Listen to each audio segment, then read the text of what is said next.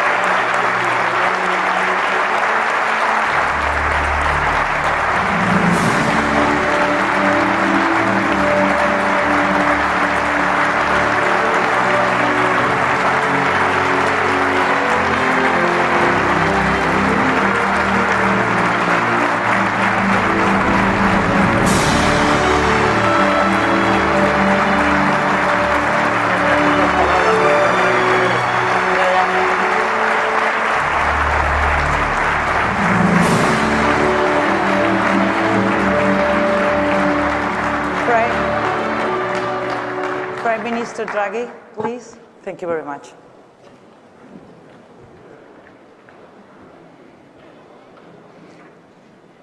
Well, I should say I'm quite moved by all this. I frankly didn't expect such affection. The words all of you said before, I find frankly excessive. I never had the sense that I was actually achieving so much, but thank you anyway. Dear President Sanchez, Ms. Secretary of State Artigas, President Faust, President Bonnet, cara Nadia, Maria Gaia, Jose Manuel, caro Jose Manuel, well, thank you again. What I just said applies entirely to what you said. Just I'm blushing, so you don't see it, but it shows. Well, Professor Mas, thank you for your kind invitation today. I'm very grateful to receive the first ever prize for the European construction of the Cercle d'Economia.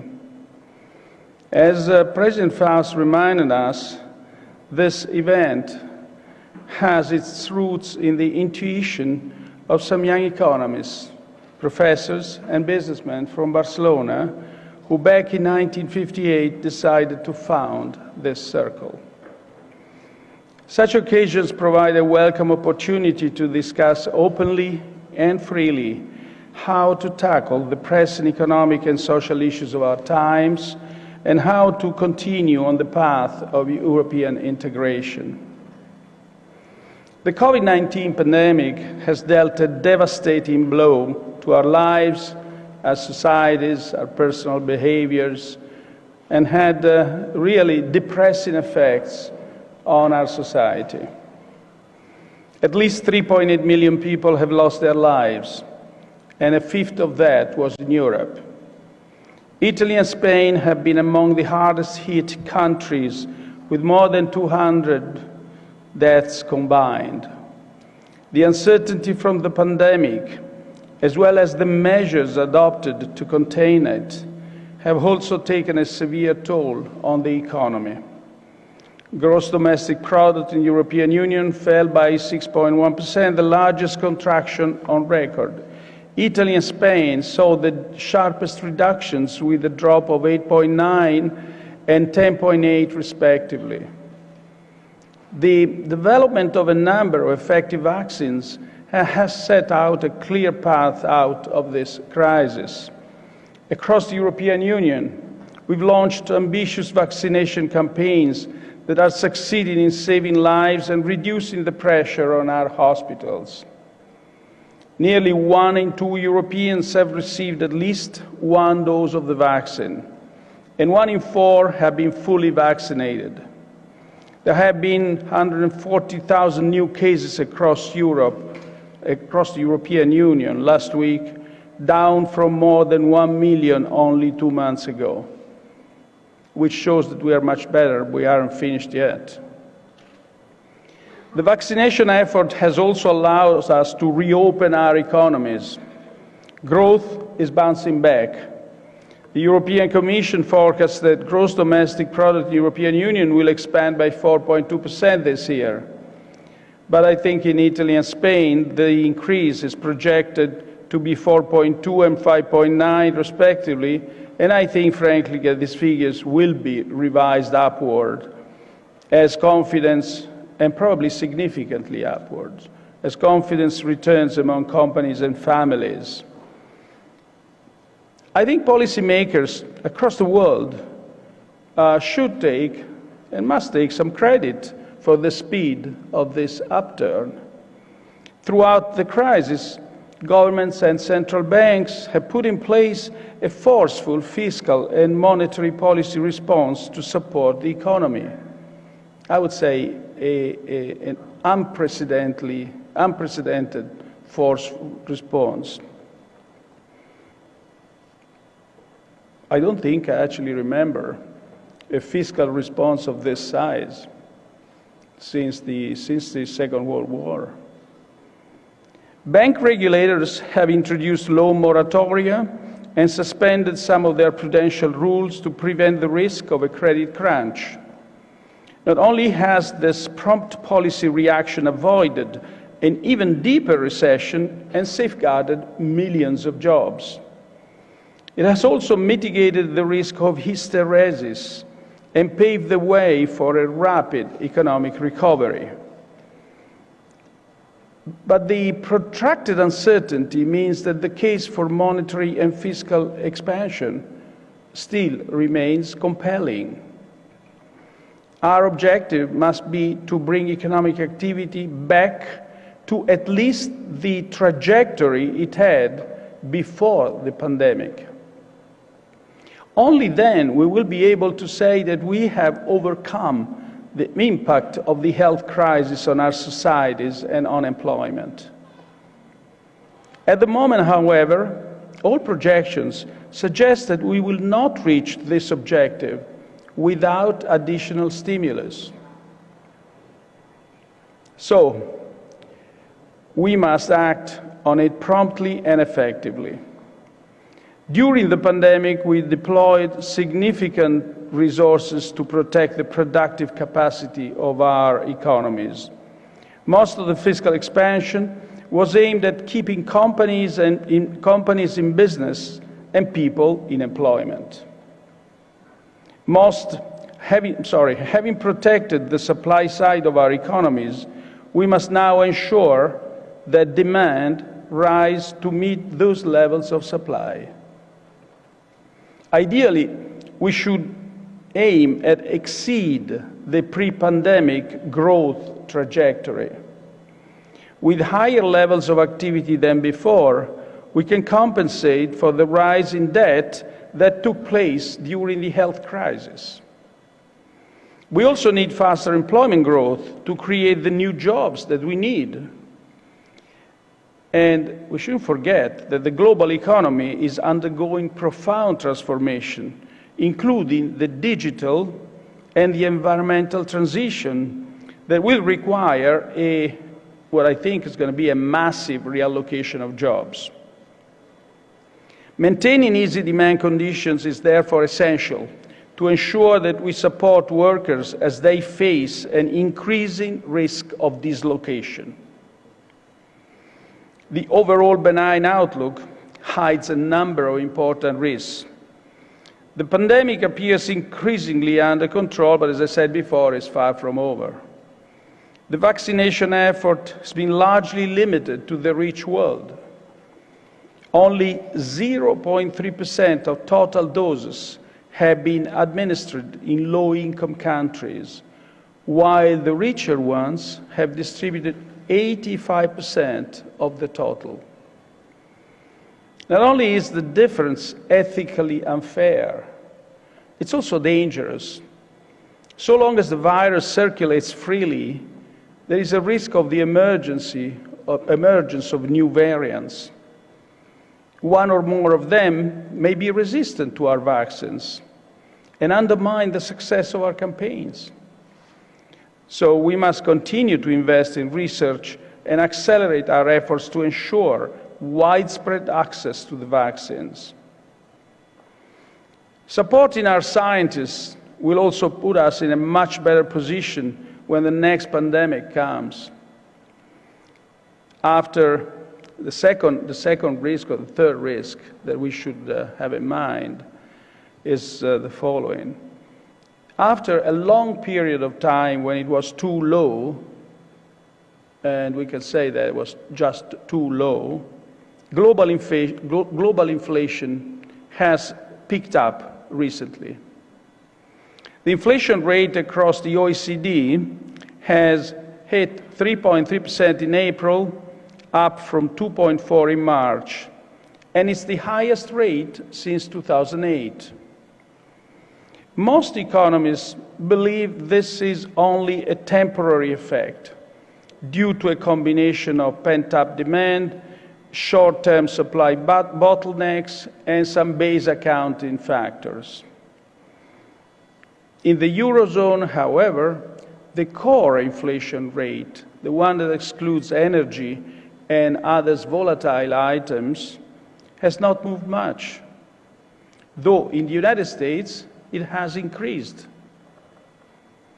So we must remain vigilant to the possibility that inflation expectations may shift in the future, and we must also monitor the risk of divergence between the Eurozone and the US economy, and what this would entail for the stance of the respective central banks. The behavior of the monetary authorities is especially relevant given the high level of debt across the world. In the European Union, the debt-to-GDP ratio rose by 16.7 percentage points in 2020. In Spain, it jumped by over 25 percentage points, and in Italy by 15.8 percentage points. Moreover, governments have offered generous guarantees to companies. At the end of 2020, they amounted to nearly 450 billion euros for the 4 largest European Union countries alone. In the event of bankruptcies, these guarantees could entail an even higher sovereign debt in the future. Companies have also increased their borrowing significantly. Between the last quarter of 2019 and that of 2020, the ratio between debt and equity for the largest non-financial firms in Europe increased from 220% to 250%. An expansionary fiscal policy, as I said before, remains essential to preserve growth. In turn, this will allow to reduce the debt burden, both private and public. However, we must also reassure investors that we will return to fiscal prudence as soon as the recovery is self-sustained. That is our benchmark. This is why our emphasis now is on non-recurrent fiscal spending, and why we need to concentrate it increasingly where the effects on growth are higher. We say where the multipliers are higher. A long-term anchor will help to keep interest rates low and allow governments to continue to boost investment. Finally, we must ensure, and that's the other risk that we don't want to run again, we must ensure that this recovery is both equitable and sustainable. In the recent past, and even in the past not so recent, we somehow forgot the importance of social cohesion. After the European debt crisis, the number of people at risk of poverty or social exclusion in the European Union grew by around 3.5 million and hasn't yet returned to its pre-crisis level. We took democracy for granted and ignored the risk of populism. As our societies go through significant economic changes, we must accompany workers with active labor policies. This means opening up new opportunities for women and the young, and retraining and reskilling all those who have lost their jobs. At the same time, we must ensure that during this upturn, we pay greater attention to climate. We can't leave this health crisis only to sleepwalk into an environmental crisis. Now, we all refer, I heard it being said many times, to Jean Monnet, who wrote, "Europe will be made through crisis, and it will be the sum of the solutions brought to these crises." I mean, if you think, well, it's a kind of strange sentence, and I'm not sure I fully understand it even, but then when I doubt it, and then I look at ourselves after all we've gone through, and we're still together, then it must be true. A successful recovery from the pandemic requires coordination, especially within the Eurozone. We must continue to strengthen our institutions and foster mutual trust, and stand united as Europeans to fight the defining challenges of our times, climate change and inequalities. For decades, the rest of the world has looked at Europe for its unique combination of fairness and prosperity. This is and should remain our pride. Thank you.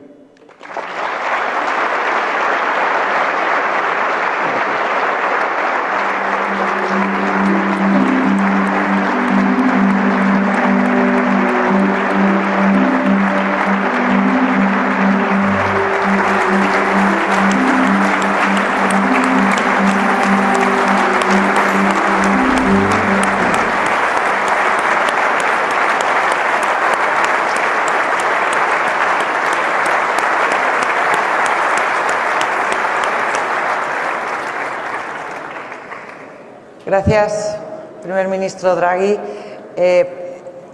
El primer ministro Draghi, el presidente Sánchez y el presidente Faust van a salir a hacerse una fotografía institucional y en unos instantes regresarán, así que si por favor son tan amables de sentarse con nosotros, porque van a tener tiempo de saludarles y de estar con ellos en unos instantes. Muchas gracias.